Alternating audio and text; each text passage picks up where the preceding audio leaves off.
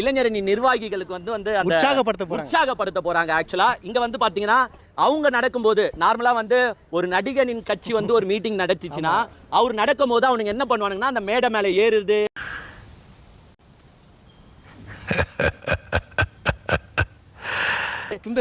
தூக்கி அப்படி கடாசுறது. அப்புறமா இந்த பாருங்க சைடுல எல்லாம் வந்து பாருங்க கிரில் போட்டு வச்சிருக்காங்க. யாரோ கிரீஸ் எல்லாம் இங்க தடுவுல ஆக்சுவலா. ஏன்னா இங்க இருக்கிற நிர்வாகிகள் எப்படியாப்பட்ட நிர்வாகிகள், எப்படியாப்பட்ட இளைஞரணி தம்பிகள்னா வந்தோமா, தலைவரை பார்த்தோமா, தலைவர் கை தட்டணுமா, தலைவர் வந்து பேசுறத கேட்டோமா. ருக்கோ ஜரா சபர் கரோ.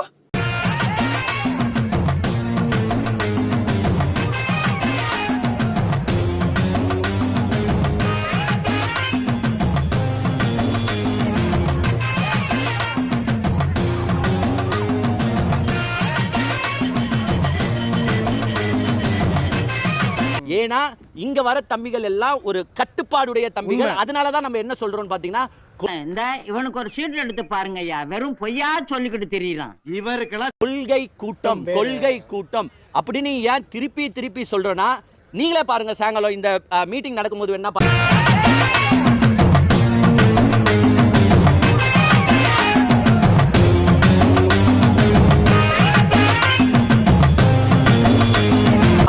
எவனோ இந்த கேட்டை தாண்டி குதிக்க மாட்டான்.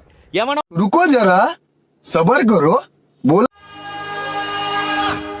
எந்த சாதாரண அரசரும் எங்களை ஆள முடியாது. இது தமிழ்நாடு.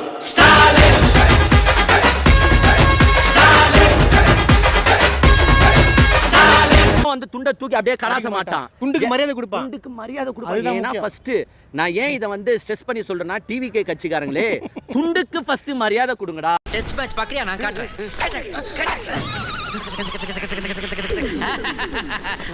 என்னடா இது? இது எங்க தாத்தா கட்டி இருந்ததுப்பா.